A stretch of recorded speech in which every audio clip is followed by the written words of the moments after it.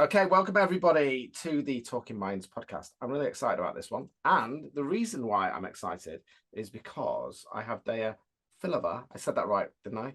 Excellent. Yep, I perfect. was I was worried I was getting that wrong. Dea Filova, and we're going to be talking all things ADHD today. And this is something that I've been really passionate about doing a lot of research with, because it ain't a disorder, right? It's not a disorder, it's a superpower. No. Okay. So, Dea, the floor is yours. Just tell everybody a little bit about your journey, who you are, and why you're so passionate about kind of this subject. Mhm. Sure. Thank you. Thank you for having me here, Marcus. First of all, I'm really, really honored to be on this on your podcast. And yeah, this is a topic that I'm so passionate about because although I do believe that it's not a disorder and it's not something we need to see as a disorder, so we'll talk about that later. Having that initial diagnosis, so to speak, or which I now wear as a badge of honor, completely changed my life. And it explained a lot of things that until then didn't make sense to me and didn't make sense to other people. So I got diagnosed with adult ADHD at the age of 30, a few years ago. And my initial reaction was one of complete, everything just made sense. Every impulsive decision that I had taken in my early 20s, the inattentiveness. Back in my psychology classes at uni, we were studying about dementia and other kind of disorder,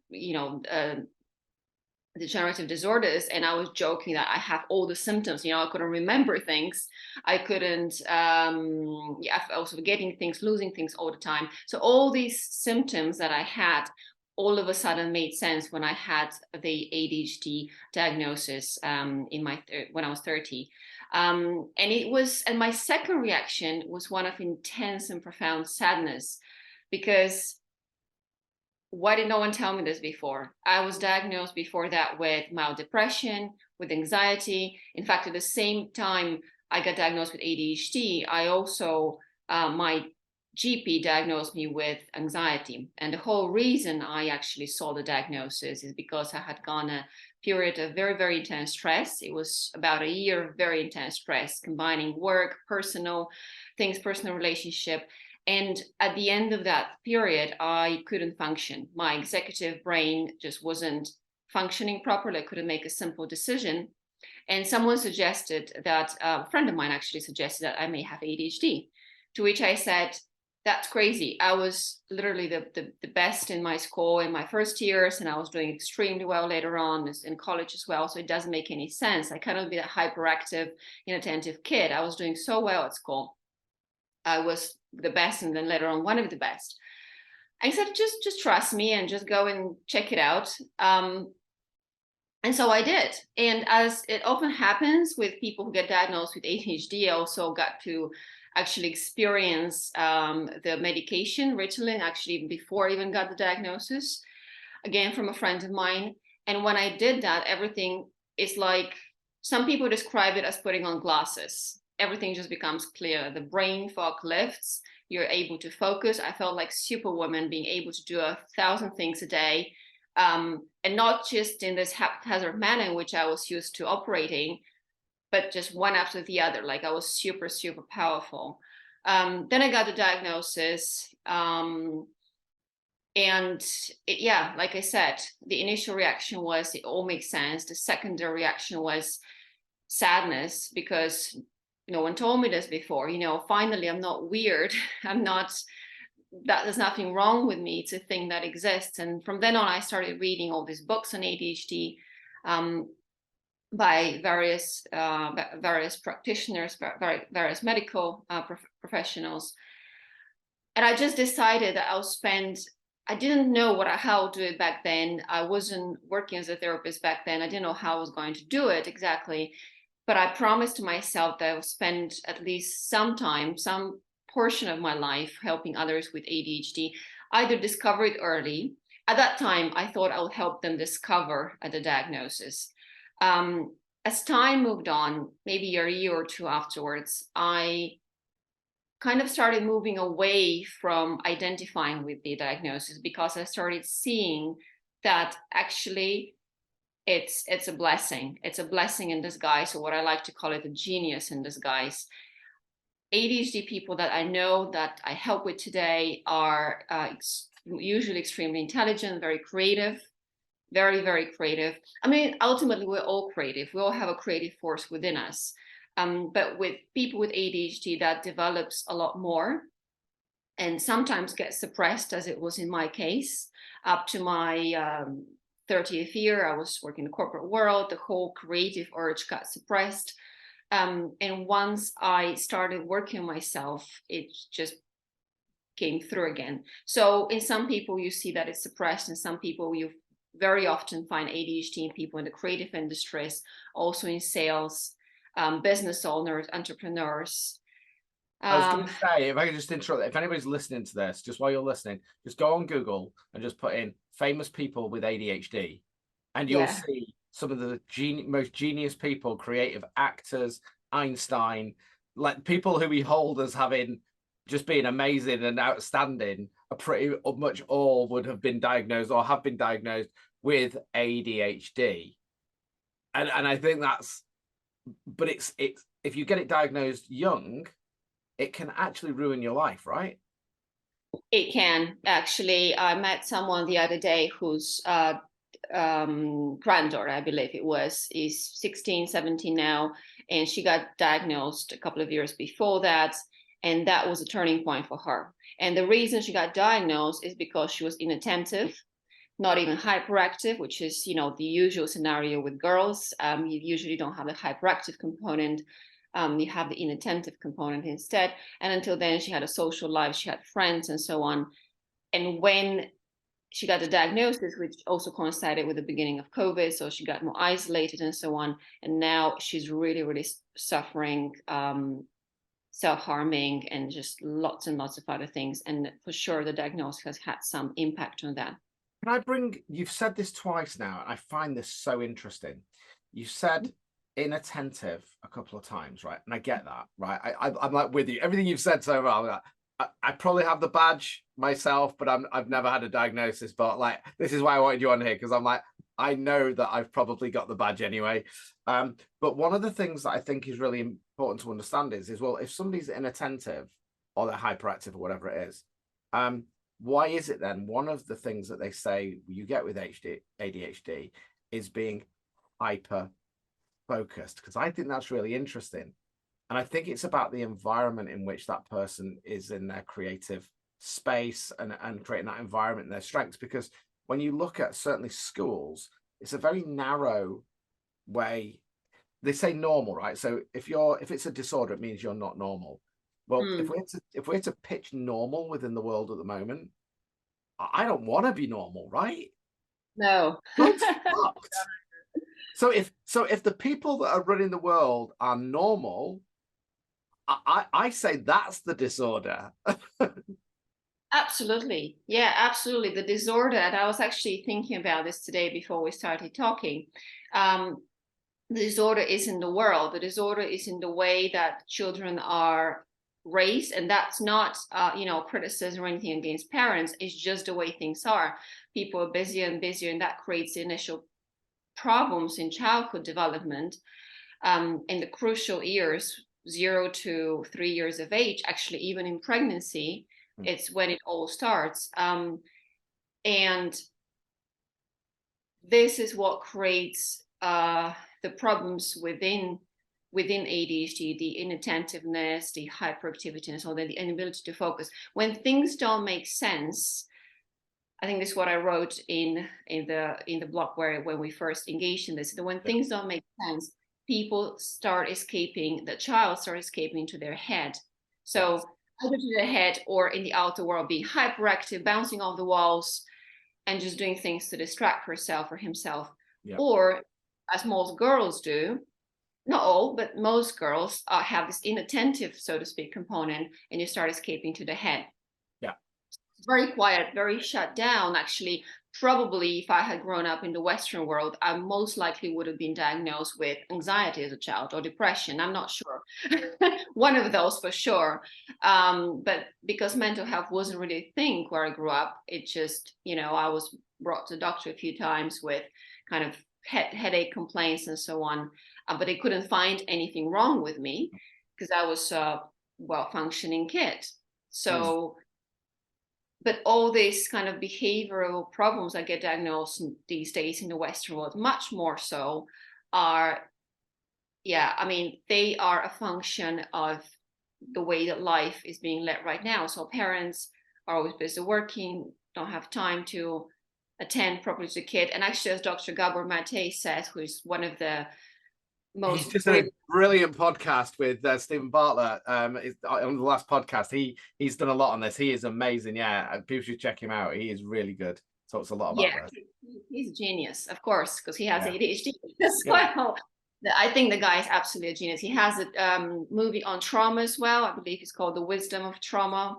I think there's a new one that's come up as well. Several books, his new books come out this year. The Myth of Normal. Mm-hmm. Yes, well, that's where that came from. That's just reminding me, because that's who it was. That's who said if normal is the world today, then this is an issue. I just want to bring something here, because this is really, for me personally. You mentioned about I would have been diagnosed with depression, anxiety. Now, this is really interesting, because this is why I wanted to speak to you.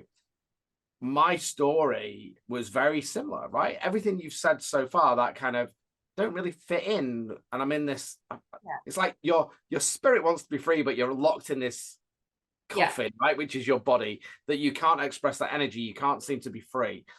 And one of the things that, when you go inside and you lock that energy and you lock everything in your body, if you don't express it in a certain way, it will come out eventually, right? So you do get depression, you do get anxiety, and then we give the labels of PTSD. And for me, it's really, really interesting in regards to depression, anxiety, and PTSD.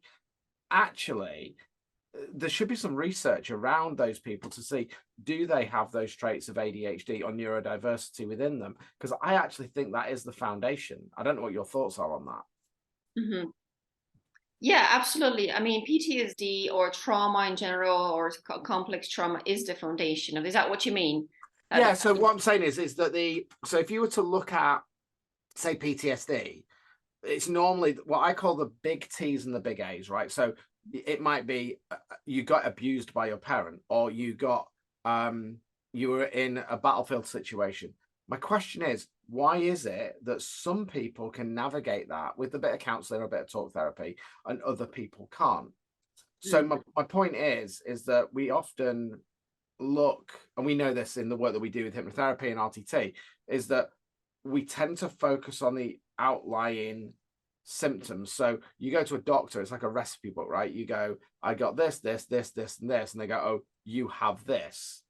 When we know that actually the root cause is normally what I call the little A's and the little T's. So the little abuses, the little traumas, which might be when you were at school, you didn't understand something, and because you didn't understand it, the teacher wasn't able to navigate that to support you properly. It might be that you were quite hyperactive, and you were always told by your parents to shut up and do as you were told. Yeah. You were a naughty child when you weren't. You were just trying to express yourself. So I often think that the little A's and the little T's that are culminated over time will eventually manifest into the big abuse or the big trauma. I mean, sexual abuse is a slightly different thing, but my point is that even with sexual abuse, the purveyor of that, especially if it's a parent, have they been on that journey beforehand?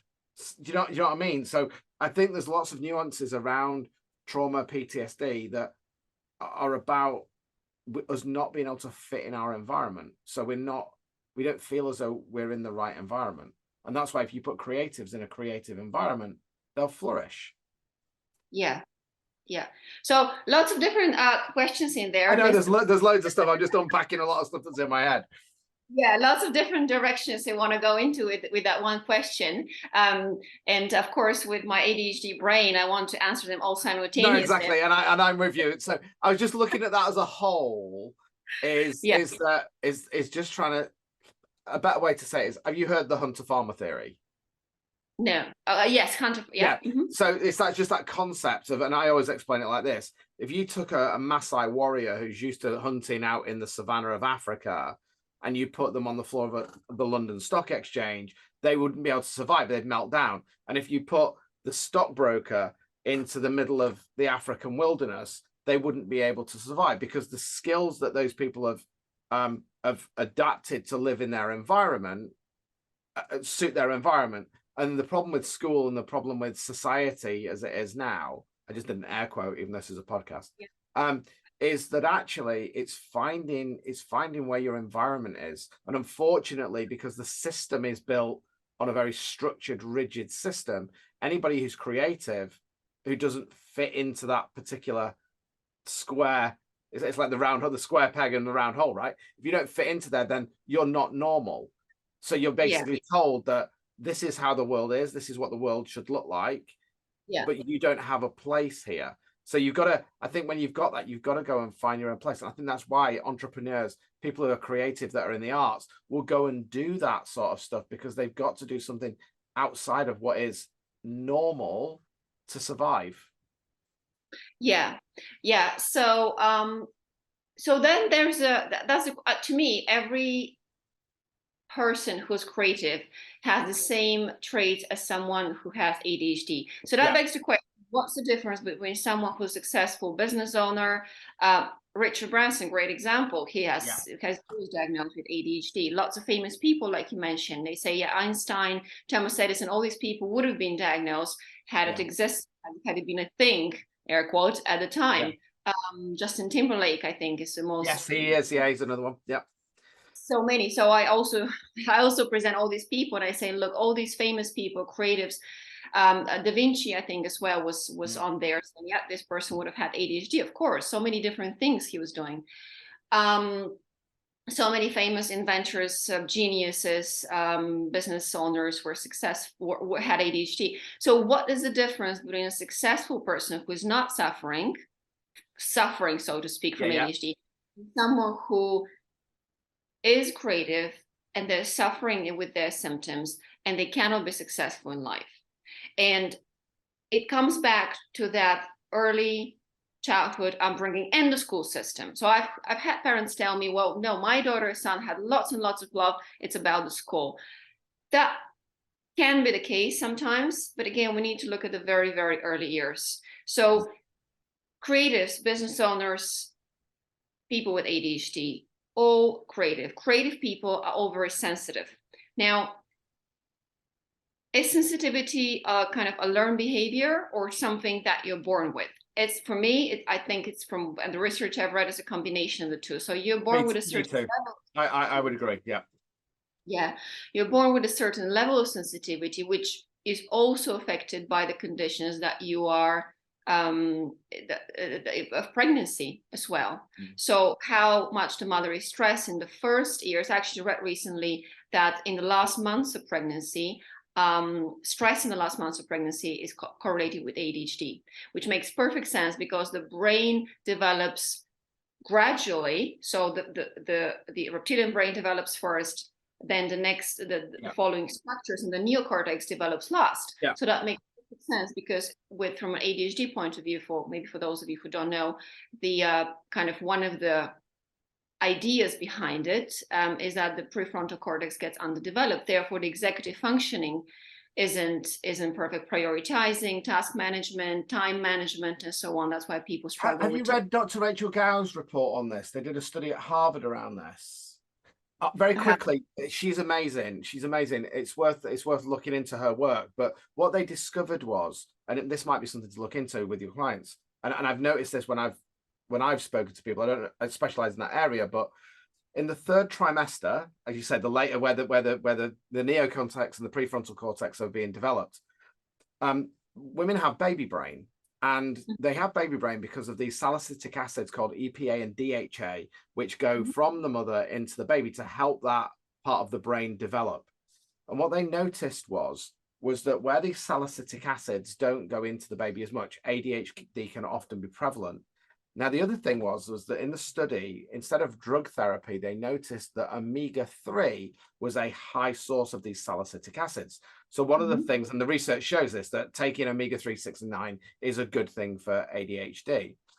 But what was even more interesting that they found in the study was that once the brain has taken in omega-6 and 9, it actually blocks omega-3, so you can't get the salicylic acids in. So they noticed a couple of different products that actually do allow it to go in. Now, I started using one of these products. It's a product called Barleans.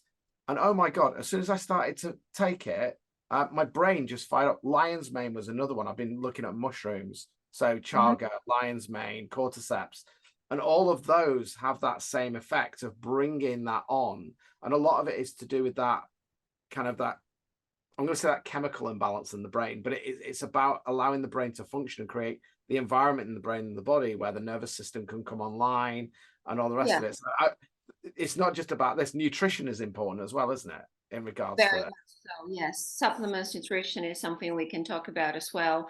Yeah, omega-3, that's been for ADHD, that's really, really helpful. Other amino acids as well. Taurine is something that's helped me personally as well. They say tyrosine is something that, I mean, So it what are increases they? I've not heard of those, so I'm interested in that. What are they? amino acids, so it's something you can buy in Okay. the health store. And I recommend to anyone who feels they need it to just experiment and see what works for them, because everybody's different. And you set chemical disbalance as if it's, I know why, I can imagine. I also don't like to use that term because No, I know, neither do I. I hate it because it's always, well, what moves the chemicals, right? it's not untrue. I don't think it's untrue. It is, research does prove that the way there is when we are not focused, people with ADHD, we actually don't have enough, dopamine doesn't, we don't have enough dopamine. That's the reason we get bored so easily. And hyperfocus is actually now the dopamine coming in, rushing in, because we're so super interested in something. Now, actually, my question is, why would you ever do something that you're not interested in? Of course, there's certain things that need to get done. But why is it the norm that you need to be able to do anything and everything and every subject in school and everything in life that you don't necessarily want to do, instead of actually focusing on what you love doing, which sounds to me a lot more interesting and Because we're a efficient. battery in a system, right? It's interesting because I talk about this. I think it's like 75% of people hate their job, but if you look at the pathway, so the first 4 years, if we're in a great home, we get to play and we get to have a good time, and then we go into a system where we might not fit in, but are told we have to fit in. Then we go to college, maybe to another system we have to fit in, because then we can go to university to another system, which is why most geniuses, by the time they get to university, drop out, right? Bill Gates, Einstein, you name them all, right? They normally drop out. And they say, well, once you've got your degree, that means you can get a good job. So then you can, once you've got a good job, you'll be able to have a pension so that when you retire, you can live again. And I look at that and you go, okay, so for the first 4 years, we can be happy and do whatever we want. And then once we're retired, we can be happy and do whatever we want. But for most of our life, we just got to be measurable and fit in the system. Why would you do that? Exactly. I'll do it, right? Yeah, it's insane. I watched the new movies called Slumberland last night, and they're about this little girl who grows up in a lighthouse, and then her father dies, she gets taken away, gets taken to school, and she says, she's 11, she says, no, I never went to school because my father says that's a system which then prepares you to do a job that you don't even like. And then, no, she says school is a prison which prepares you to do a job that you don't even like, which is another prison, and then you go to your final prison, a nursery home, and then you die. Yeah, exactly. And that's not taken away from education, by the way, because I think that's important. But schools are about, I said this to my youngest, who is very creative, by the way. But I said to her, what's the purpose of school? What's the purpose of education? They went, to learn. I went, it's to take information in and to then regurgitate that information. A school is about information, not about application. And you need to always follow the things that make you happy. So it doesn't matter what you do in life, just focus on, does this make me happy? Yes or no. So when you leave school, go, what? So he's doing his GCSEs at the moment. And I said, what do you want to do? And he went, I don't know. I said, what makes you happy? So when you're making your career choice now, get your GCSEs because that's the system. He's clever. But I said, that's the system. What you need to now focus on is what makes me happy. So if what makes you happy is traveling around the world, go and travel around the world. If what makes you happy is, being a bin man, go and be a bin man. Don't follow the narrative that you have to go and have a degree. Yeah. There are lots of billionaires that want to kill themselves because they're not happy. They've got loads of money, but Yeah. And that's exactly the thing. The reason I got diagnosed with anxiety, depression, and finally with ADHD, which at least explained everything, and then I started seeing things in a different light, is that I never did what made me happy. I was used to following the system, listening to other people and so on. So up until I was 30, actually 29, 30, when things started falling apart to create space for something new. I was just following. I went from one thing from university. I did my master's. I did all of that. I got a job. I paid off my student loans. I wasn't following my dreams. And that, going back to my previous point, what's the difference between a successful business person or creative person who definitely will have ADHD should they ever take a test, but they don't. They don't take it because they're happy. So they don't have the need to be diagnosed. And then someone else who is suffering. And I always say the problem isn't the ADHD, because I promise you that, let's not be kind of so deterministic, but I would say at least most people that are creative would be diagnosed with ADHD were they to actually seek a diagnosis. Yeah. But the problem is not the ADHD. The ADHD is the creativity and potentially the forgetfulness and distractibility. Those are the true, genuine, kind of unique, I would say, not even that unique, because in PTSD you also have those symptoms. But I would say this is kind of what separates ADHD to an extent. Everything else is just a matter of, the problem isn't ADHD, is the anxiety and the depression. And that's what make people seek a diagnosis. Yeah. You feel unwell, your relationship isn't going well, you work, you get fired from every job, you're impulsive, you speak over other people and so on, and you seek a diagnosis because you haven't followed your heart's desire. So can I ask you a question? I'd be really interested from somebody who's had a diagnosis, and just as something that links with something that you've just said, and go back to the mind and the way that inattentiveness. So one of the things that I read about this was that if we go back to that hunter part of things, if you're hunting and you're not interested in doing quadratic equations or geometry, right? You're going to go, I don't need to do that. So there's no point in me learning it, right? But when you're forced into an environment when you have to do that, and I don't know if this is a symptom that you come across with clients who've had ADHD, but one of the things that I found with a lot of my clients is that they get something what I call the cloud. And it's when you're not in that environment and you feel as though you don't fit in and things are going wrong, you get this cloud that descends, which is basically shuts your brain off. So logic goes out of the room, because the cortisol is now pumping around your brain and it's going, we don't need that part of our brain. We don't need the neocortex. We don't need the prefrontal cortex, right? We're now into our limbic system. We're trying to work it out, but then we're going, no, I'm in the wrong environment. I'm now in fight or flight mode.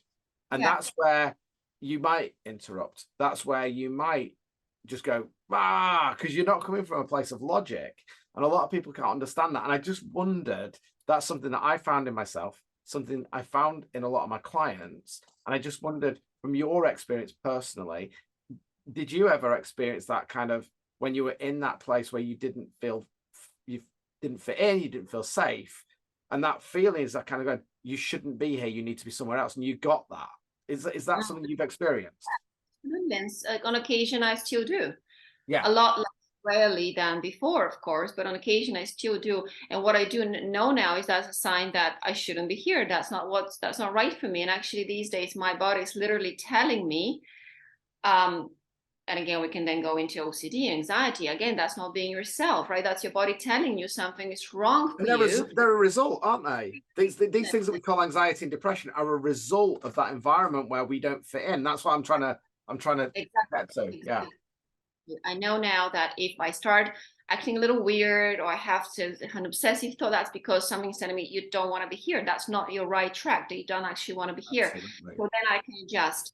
And what happens usually is that people experience OCD, anxiety, depression, panic attacks. And again, these often go with ADHD because, again, sensitivity, creativity, sensitivity, you're more prone to all of these things: OCD, addiction, alcoholism, obviously it's part of addiction as well, depression, mood swings, and so on. So connection, right? It's all connection or disconnection. It's all disconnection. Yeah, it's all disconnection. And all these things are just telling you you're not in the right environment, you're not on the right track, or you're beating yourself up with things that are not your fault necessarily. So I have clients who, for example, experience this problems in the relationship. So for example, let's say they are creative already, so they are in the right environment professionally. They might even be in a good relationship, but they still have issues within that. Why? Because our closest people, our children and partner, usually they trigger us. They trigger that childhood trauma that was never healed. So that's why it's all about healing that childhood trauma, right? When your partner makes you feel rejected or abandoned, immediately the amygdala fires up, right? Exactly what you said. Prefrontal cortex, prefrontal neocortex shuts down. It's already having a hard time regulating the environment in people with ADHD, right? It's already not as strong. That filter that the prefrontal cortex provides in neurotypical people, so to speak, it's not as developed in people with ADHD or neurodiverse people. So it's easier kind of to shut it down. Amygdala fires up, you're in fight or flight, you just want to run away, fight, or freeze, become non-responsive, and so on. The other person, of course, responds based on their own trauma, even if it's less than that yours, and it escalates from there, and that creates problems in a relationship. Again, with children, they say children kind of trigger us on the age that they're at. So for example, you have a child 2, it will trigger memories from 1 year or 2, whether that's again of rejection, abandonment, whatever it is. So again, it's about ADHD is also very closely related to attachment, to insecure attachment. Because again, it's about attuning to a child's needs. That is so crucial. And as I read somewhere recently, people seem to think that being a loving and affectionate parent is something that's just nice. It's not. It's so essential. It's everything. Survival, right? It's just survival. When you're young, that's part of your survival mechanism, isn't it? And if you don't feel safe and you're going to survive, then although our brain doesn't know time, right? So it just thinks we're going to get eaten by a lion or a tiger. Yeah. When actually that's never going to happen, but the mind doesn't know that. Exactly. The mind doesn't know that. You're used to living in a constant fight or flight or freeze or fawn response. And that's just how you continue into adulthood. And whenever it seems that someone's rejecting you, your boss, your partner, your child, your person in the street, again, the limbic system takes over, you react. I want to come into it in a second.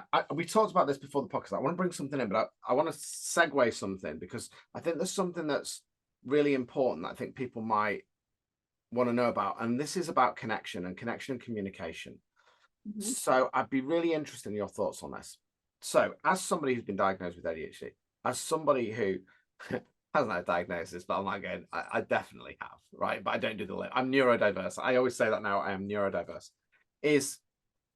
Do you ever get, or do your clients also get this thing that they know what they want to say, and in their head it makes perfect sense when they say it? There's no malice, there's no intent, there's nothing.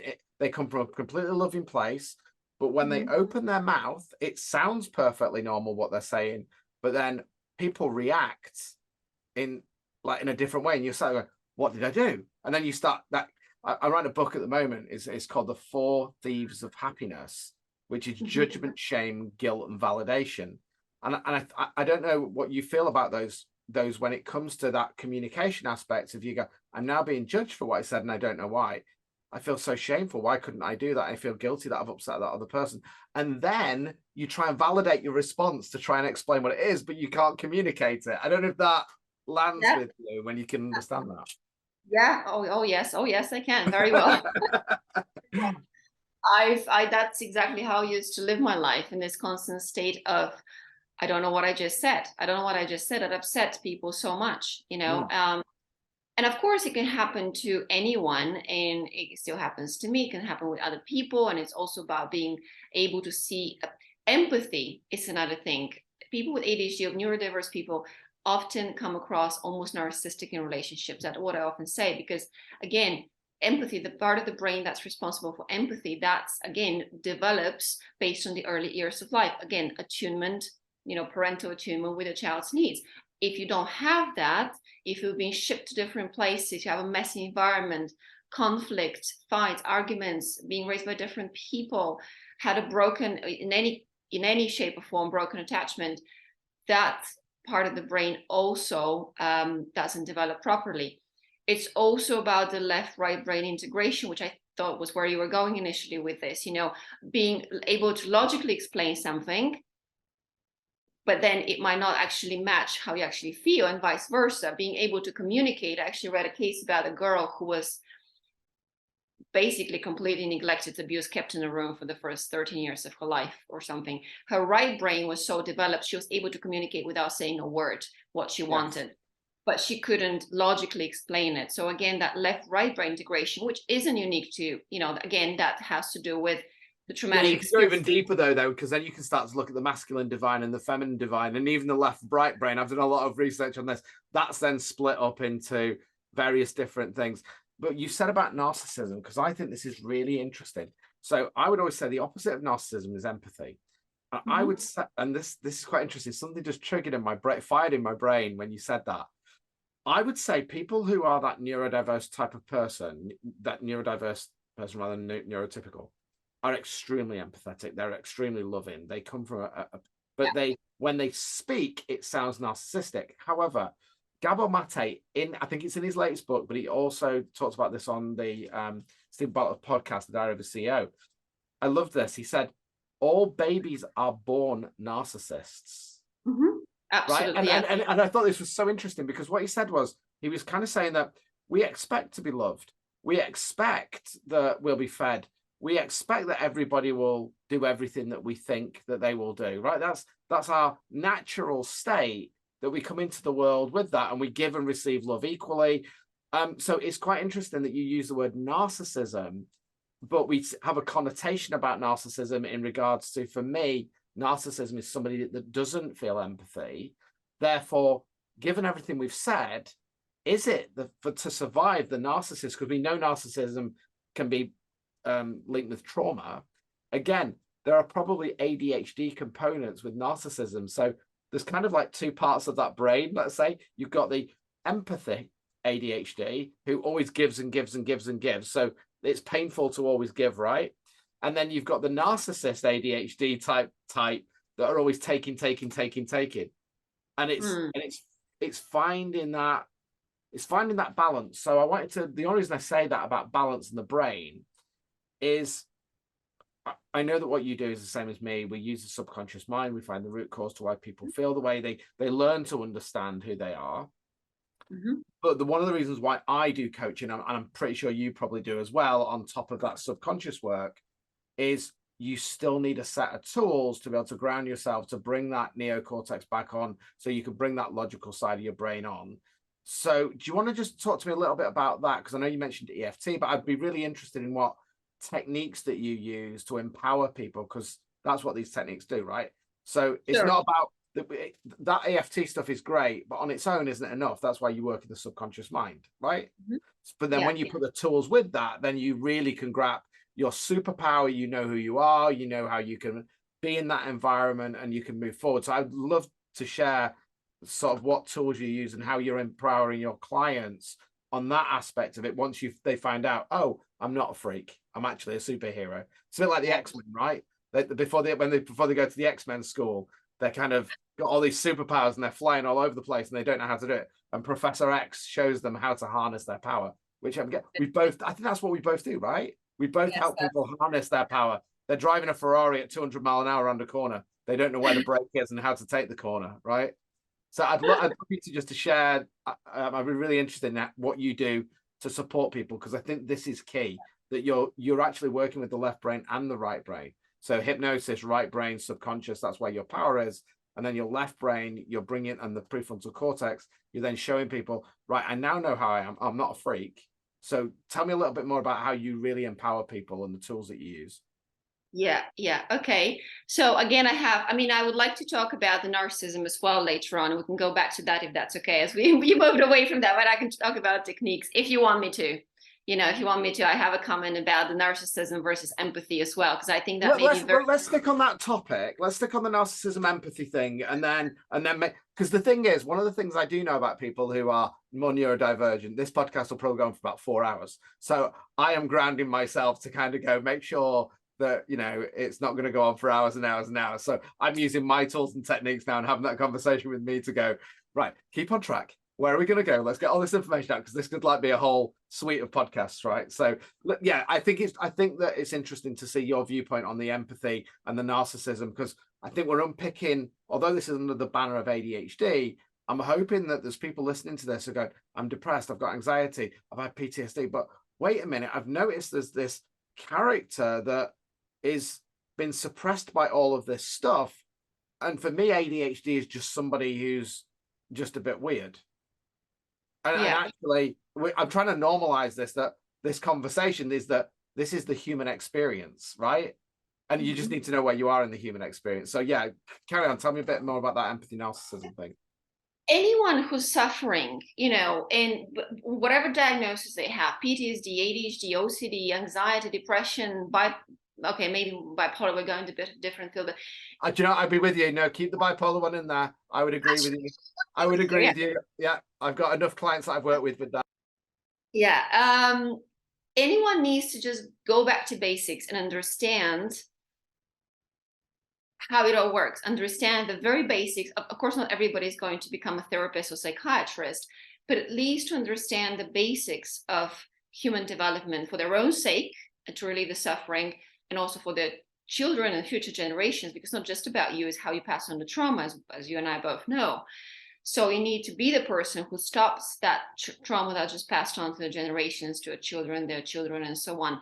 And for you to do that, you need to understand it. And what I love doing, so I'm going to touch on both topics, now we can go back to techniques and then also the narcissism. So what I love doing with my clients is empowering them to understand. So yes, I use coaching. I also use emotional freedom technique, which releases the trauma in the body. As we know, the trauma actually stays as emotional as blockages in the body. It's not a metaphysical concept, that's actually scientific.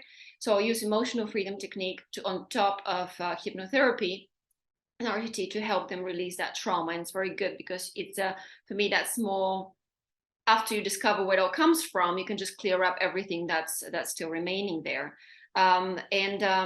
But I also like to empower people to explain to them how it all works, because they need to understand, they need to be able to self-heal in a way, first be self-aware, of course, but also understand how it all works. With EFT is, I teach them also how to do EFT. That's the benefit of it, that you can do it on your own as well. But yeah, just knowing where it all comes from. And anyone who has any diagnosis, PTSD, OCD, bipolar, ADHD, whatever, they need to go back to basics, understand that the root cause of all of that is traumatic experiences.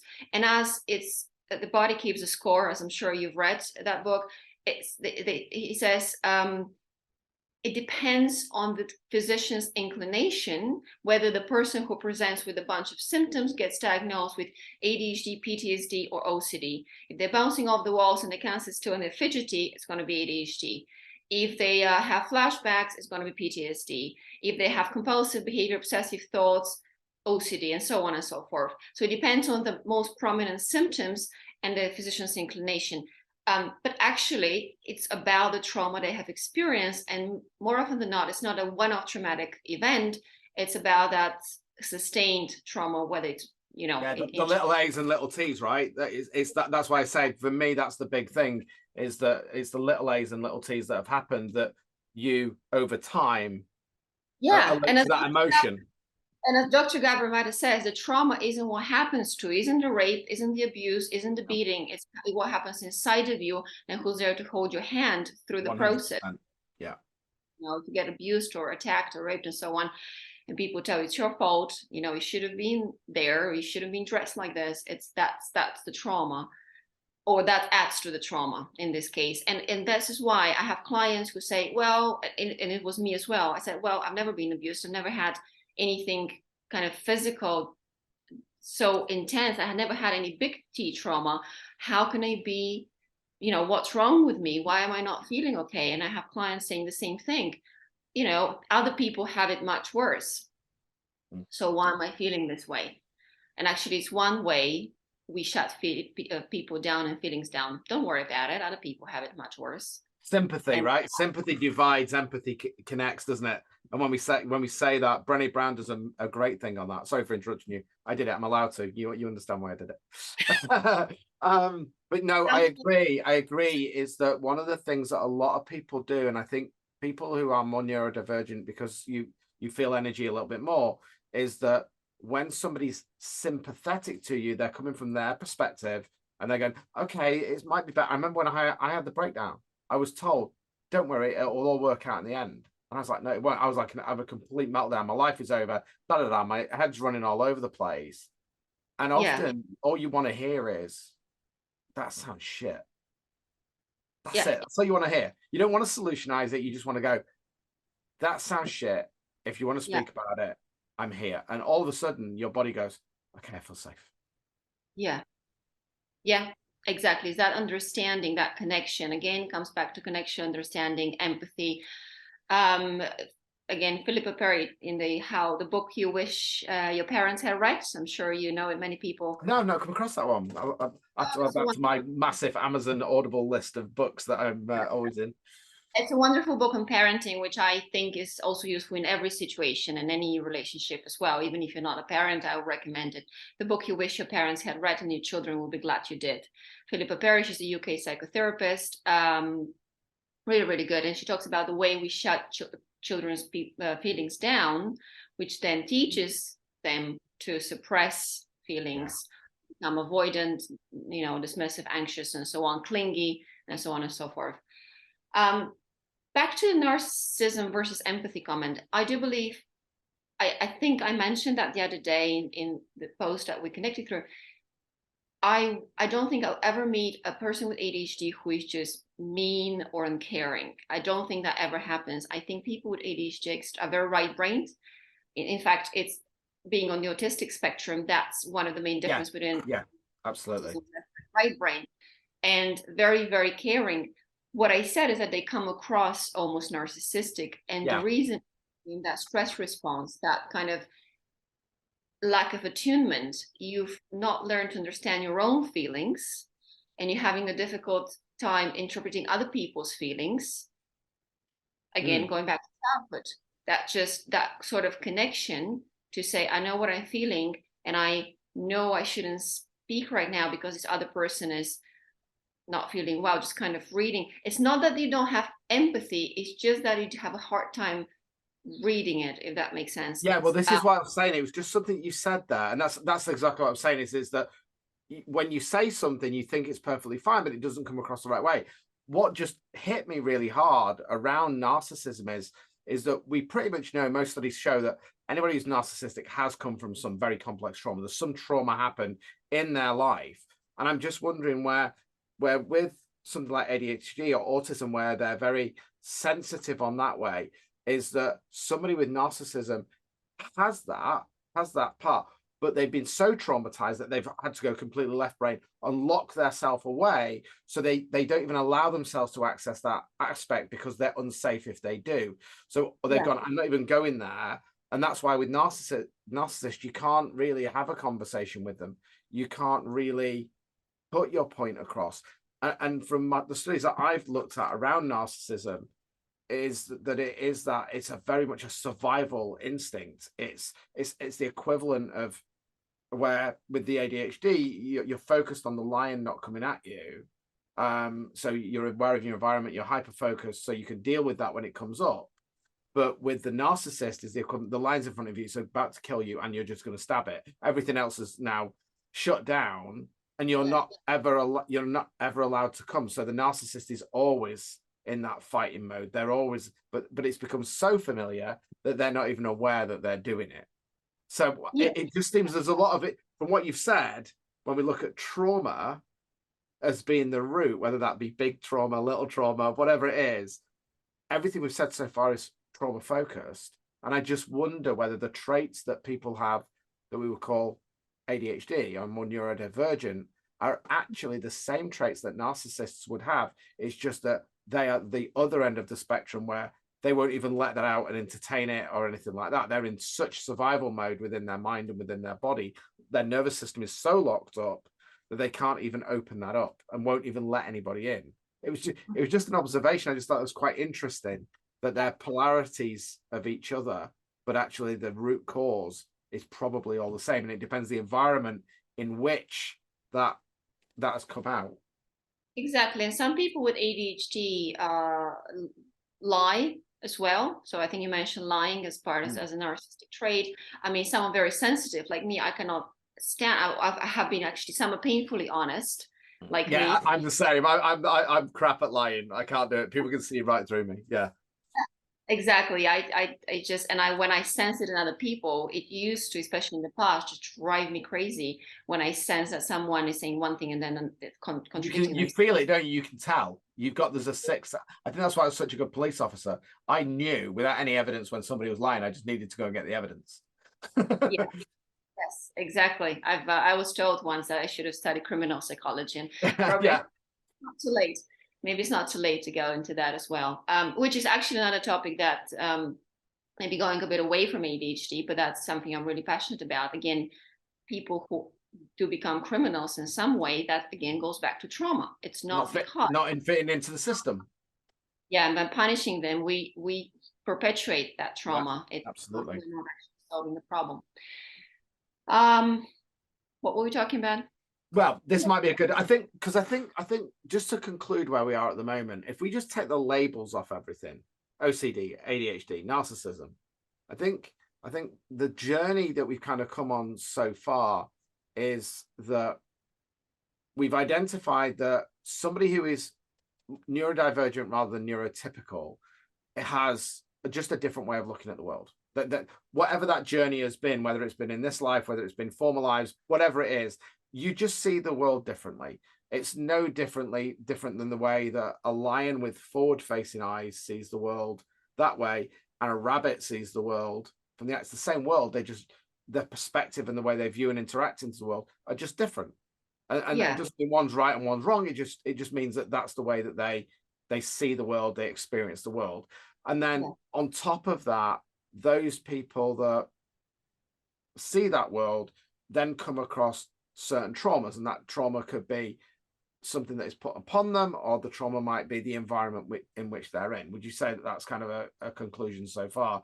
And then from that, dependent on how they express themselves, because we know communication can be quite difficult. So when you go to a professional, certainly somebody who's not a specialist in this area, it might be your GP, it might be just your healthcare practitioner, depending on what the ingredients and the way that you can express yourself, it might be ADHD, it might be PTSD, it might be anxiety, it might be depression, it might be OCD, it might be whatever it is. And we put labels, and now we've got to label people. You kind of use that as an excuse. So we then disempower them. And I think that's why it's so important, if anybody's seeing any of this stuff in themselves, that it's worth going down this route and speaking to somebody, because you've been through it, right? This is you haven't just studied this, you've lived it, gone to that dark place and then gone, why the fuck has this happened? And come out. I've done exactly the same thing. So we've both been on the journey. We've not just read it in a book. And I think this is another thing, that there's lots of psychologists and people out there, doctors, not all, that have studied medicine because the system has said, go study medicine because that's a good thing to have in society. If you're a doctor, blah, blah, blah, blah, blah, society will love you.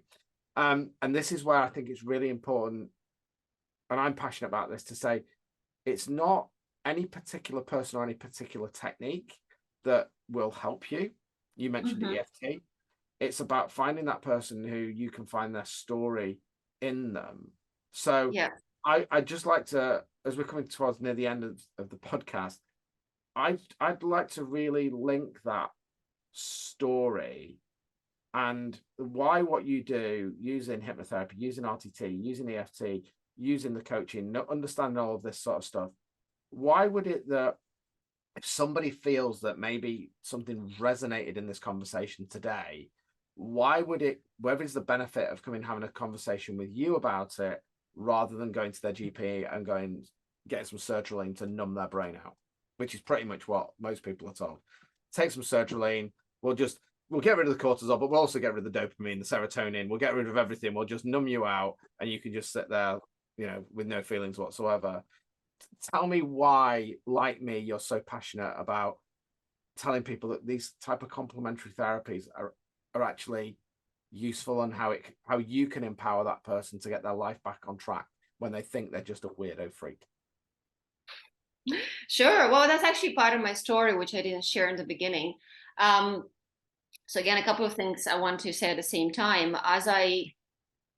It's funny you said earlier the square peg in a round hole. That's exactly the title of my book. I gave that a couple of years ago. Good job I didn't use that one then. Mhm. I said, Sorry? good job I didn't use that for my new one.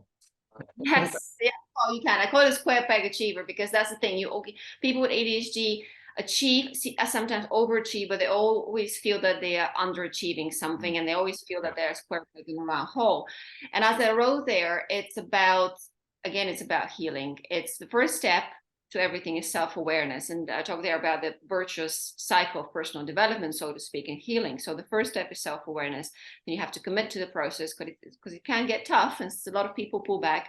Then you have to use an approach such as, I don't care what approach you use, as long as it actually looks at the root cause and taps into the problem, the actual trauma, the actual root cause of the problem, rather than numb the pain, which is what medication And does. I think we can say that with EFT, can't we? Or even breathing in many ways, is that they're great coping mechanisms to ground you, but understanding is power. Again, you have to connect. Understanding is power. Absolutely. For me, I've always wanted to understand what happened. I have normal family. There's no abuse. There's no meanness. There's no spite. There's no nothing. So how can I suffer so much? A few years, like 10 years ago. Why was I so shut down? Why couldn't I follow my dreams? Even if you want that, when I had my first EFT session, that was actually the beginning of my journey. I started remembering that I've always wanted to be an entrepreneur. I just remembered I never wanted to work for the corporate world. I never wanted to do all that and work for somebody else in an industry I wasn't even interested in. I wanted to do my own thing. I just all of a sudden remember that because the trauma was cleared.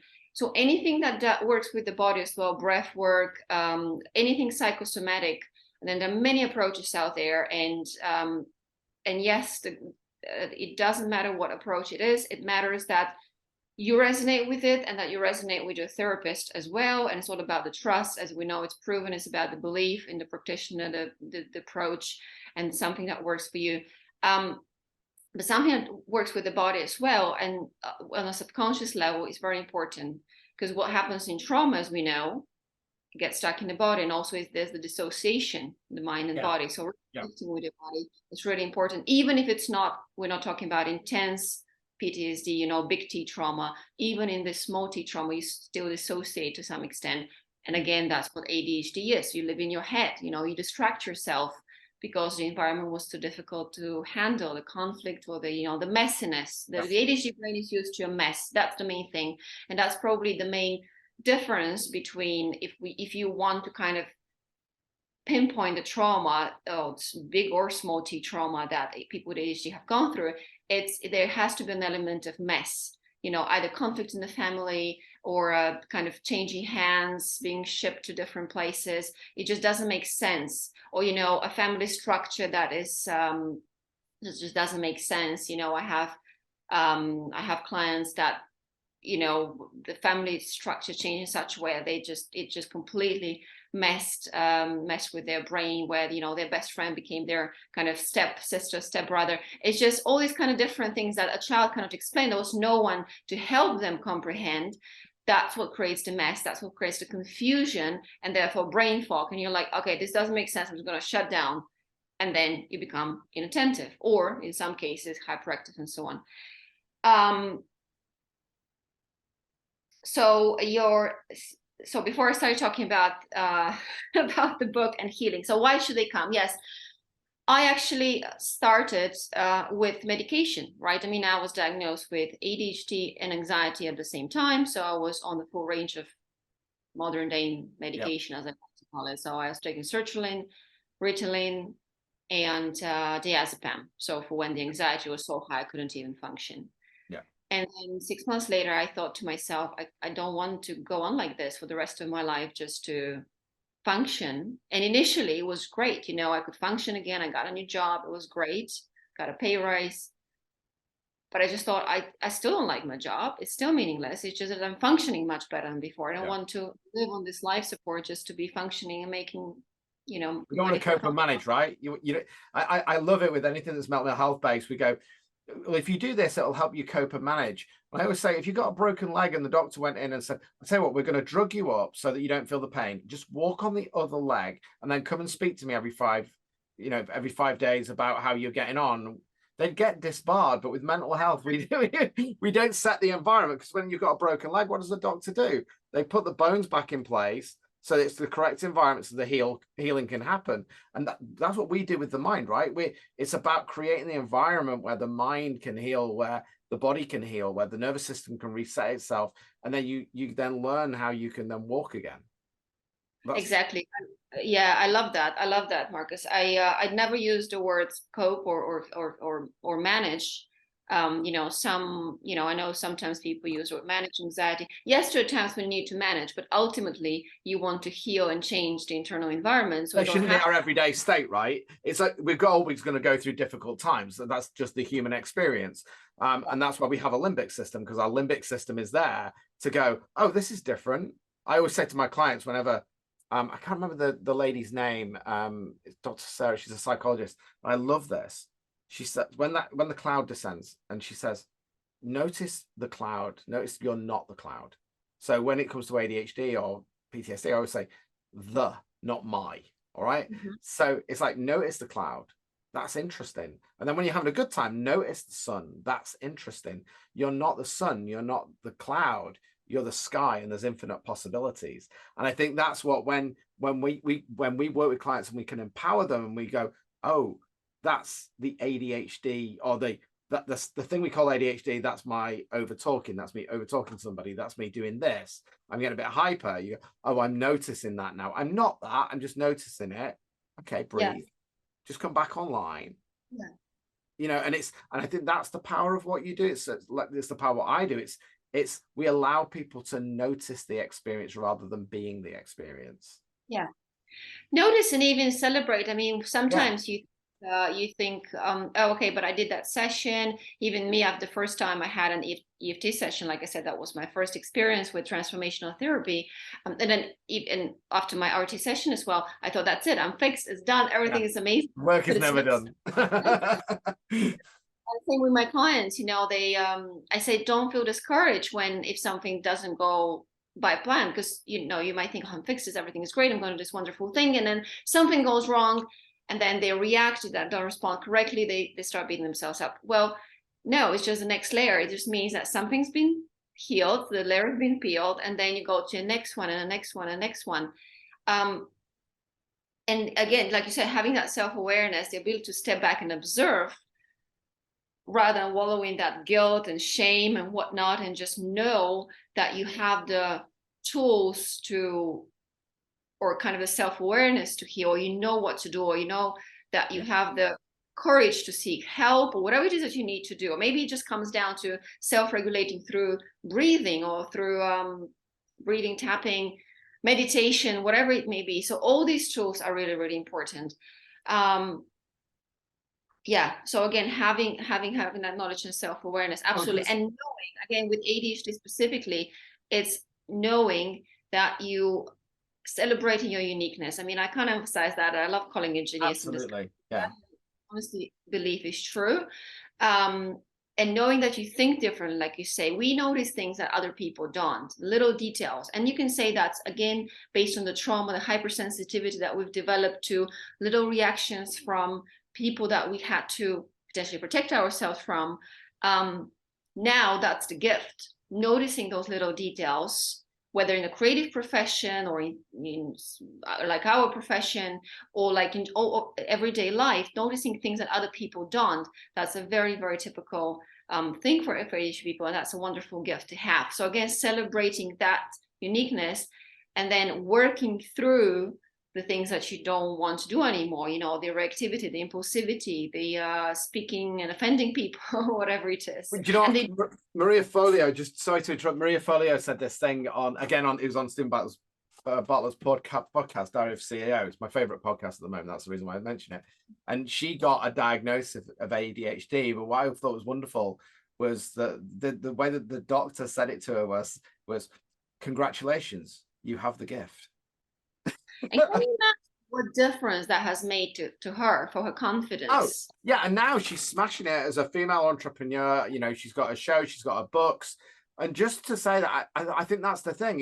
This is why we need to ditch the disorder. Where it's not a disorder, and this is why I don't like labels generally. It's like, okay, those are the symptoms. You call it ADHD, but actually, it's a gift, and we know this from the past, right? And it's not having to go at clinicians, because you look at the past history of medicine. You know, we used to lock people up who had psychiatric illnesses, and we used to put them in jackets in padded cells. We wouldn't do that nowadays, right? So it's progress. And I think the other thing that's also important, just from a liability point of view, we talked about EFT, and we talked about, you know, RTT and hypnotherapy and breath work and all that sort of stuff. We're not saying that drug therapy isn't useful. And if it works for you, then that's great.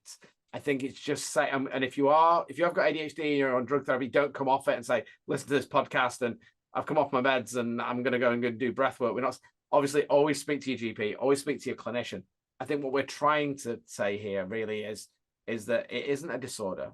There are other ways in which you can understand who you are, not what you've got, who you are, and working with people like yourself and working with people like me. I mean, you're an ADHD specialist. I'm a PTSD and anxiety specialist. Working with people, we can help you understand what that is. And then you can go and there's multiple choices. So we get to the root cause, right? To find out who you are and why you are, and empower you then to make those choices. You might want to do breath work. You might want to do EFT. You might be fine. You might want to just get on with your life. But I think what we give people is choice and empowerment, would you say? Yeah, absolutely. And I agree with you. It's whatever works for you, and definitely do not get off the track just because you listen to the podcast. And drugs, I mean, medication has its time and place. They do help a lot of things. And of course, never change them But without it isn't the only option, right? But it's not the only option, absolutely. And you can use them in combination. I mean, I have clients who still are on Ritalin or Elvance or similar, but they are continuing to heal. And a medication can help you focus, and that's about it, right? It doesn't help you with a lot of other, sometimes also to hold back the impulsive reaction. So it definitely helps. It has its time and place. It's about choices. And I think anyone who's serious about healing, about getting better, needs to be informed about these different Absolutely. choices. And I think that's what we're trying to do with this podcast, right? We're trying to inform people. We could go on and on and on with this podcast, and I am going to bring it to a close in a second because it'll just go on, and I know it will. But so that's a podcast on ADHD. It's only to be expected. Yeah, right. Yeah. So I want to ask you one last a couple of questions. If somebody's listening to this podcast now and they're going, God, this is landing. I'm not a weirdo. There's two weirdos on this podcast that are talking about this. And it really lands, and they can see themselves in your story. They can see themselves in my story. They can see themselves in like this journey that we've both been on, right? Because we're here to serve.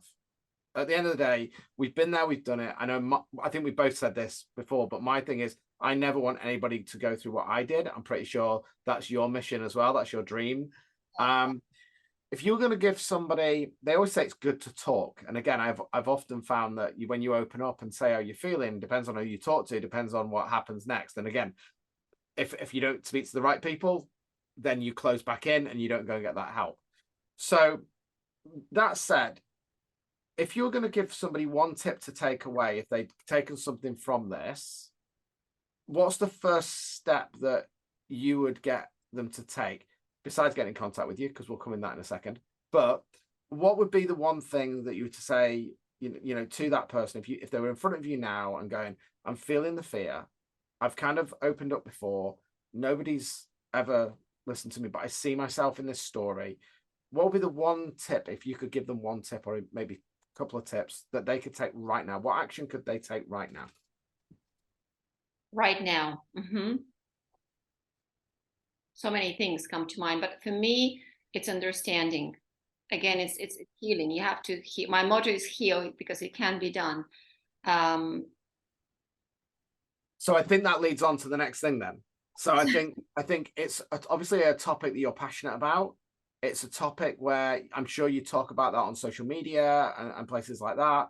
So if they're not ready to kind of go, do you know what? I want to go and book a call with you. And we'll put, by the way, if you do want to get in touch with Daya, everything's in the show notes. So we'll put everything in there. But if they wanted to just, observe, because sometimes we need to observe, right? Sometimes we need to, can I trust that person? What are they saying? How can they connect, say, social media, Instagram, Facebook? Where are you? Yeah, absolutely. If they just want to connect, I'm always passionate about this. I'm always happy to share my experience, my story, and just help with it. Sometimes it just helps to know that you're not alone, to hear somebody else's story. Yeah, exactly. Yeah, can be more healing than anything else, because you think, oh my God, you like you said, I'm not a weirdo. So you are, I but in think a good way. actually, yes, celebrate being a weirdo. I always say, I've got this phrase, like the game of Tetris, if you fit in, you disappear. Yeah. Who wants to fit in? Why do you want to fit in when you want to stand out? Exactly, yeah. So where can they find, where do you kind of spend most of your time trying to educate people around this? Is it on Instagram? Is it on Facebook? Where do you kind of hang out? Yeah, at the moment it's Facebook. So Okay. it's, you can find me, just connect with me at Dea, that's DEA, Fileva. I'm also on Instagram, but at the moment it's mostly Facebook. On my website, I also have a couple of seminars on ADHD on YouTube, so they can look them through my website, deafileva.com. But mostly Facebook. I mean, you can just drop me a message. So we'll pop all that in the show notes, and then they can find their way to trying to find out more about you and what you do. Now, this is the one thing that we didn't talk about, because I always leave this, because if you'd listen to the show, you'd know that this question comes up. But I always ask this question. I don't tell you beforehand because I like to put you on the spot. So we always ask anybody who comes on, what was their go-to quote? What is their go-to thing that they say that kind of inspires them? What was that? Have you got an inspirational quote that really lands with you? Is there anything is there anything you could share? What's that quote that you go to maybe when you're feeling a bit down, or things are a bit tough, or something that just inspires you and lifts you up? Is there any quote or phrase or anything that you'd like to share that grounds you and gets you back into knowing that you are amazing, you're a brilliant human being, and you're here for a reason, and it just gives you that pick me up? A good weirdo. Yeah. I think it's the one I just mentioned. Why are you trying so hard to fit in when you're born to stand out? And I think this is so relevant to people with ADHD, because so I'm going to write that down. I'm going to write that down. So it's, why are you trying to fit in? Why are you trying so hard to fit in when you were born to stand out? Hard to fit in when you were born to stand out. That is going to be the subtitle of the podcast today. I love that. I think that's for everybody, right? That's not even ADHD, is it? We're all here for a purpose. We're all here for a reason. The chances of us being on this journey from a bit of stardust that's gone through millions of years to be the human that we are on this planet is not, that didn't happen by chance. There's a reason why we're all here. And I think, everybody should shine, shouldn't they? Exactly. Yeah, it's definitely for everybody. It's just that for us, we feel so different, like you said in the beginning, and we try to fit in, whereas it's not about fitting in. We don't, what you and I do, and that's the difference. You asked me earlier, why should they come to me or us, instead of doing something else? Well, that's the difference. We empower people to stand out rather than making them fit in. Yeah, we get, and I think that's the thing, isn't it? Is that it's not about disempowering or shutting things down, which is what most people feel. It's about going, do you know what? You are meant to be here, and love every part of you, and love who you are. And we're not saying that journey is is going to be easy. It's one of the things that I often find people in the transformation field do. It's like moving to the light. It's not about moving to the light. To move to the light, you've got to go through the darkness. Because if you Absolutely. look at oil or black, the color black is made up of all of the colors of the rainbow. Mm-hmm. Yeah, And the absolutely. light is there just to shine a light on all the colors of the rainbow. So, you know, you've got to go into the darkness. You've got to understand your shadow. You've got to understand who you truly are. You can't just understand the nice bits. You've got to understand. I'm a massive Carl Jung fan, so any shadow work or anything like that, I'm all over that. Oh, yeah. But and again, that's what we do. We help people embrace their shadow, Yeah. right? Because it's not good and bad. They're part of the same thing. You can't know love if you haven't known hate. You can't know connection if you don't know disconnection. So Yeah. it's about finding out, and that's maybe what ADHD is. Maybe that's the way we do it. It's the polarity. So if you want to call it normal and abnormal, the abnormal is just as important, if not more important, than what we would perceive as being normal. So you're Yeah. just part of a polarity that creates that balance that we talked about with the left and right brain. You just have to be able to understand both sides of it so you can find that balance in your life. Mm-hmm. Yeah, and allowing yourself to be yourself. I mean, Yeah. it's so easy to be and to go in the other extreme, right, as well, and to say, so if there's anybody listening to this who's neurotypical, doesn't have ADHD, maybe they're living with someone who does, and that's Yeah. why they want to understand and so on, and they start to feel, oh, well, I'm not that special then. Well, no, everybody is. Yeah. Everybody is about allowing, And it's appreciating that yourself. another area that you can help people with. I think that's really important. So if you have got somebody who, do you work with people, say it's a relationship and that one person would be deemed as being more neurodivergent, one's more neurotypical? Is that something that you can help people do about educating people about that so that they understand? Because I think that's important, right? This isn't just for people who may have Yeah. ADHD this is actually for everybody. It's about inclusivity and understanding, oh, that's why that person does that. Because if you get a diagnosis, and often a lot of people won't go for help because they get a label. So, oh, you've got that label, you sit over there in that ADHD corner.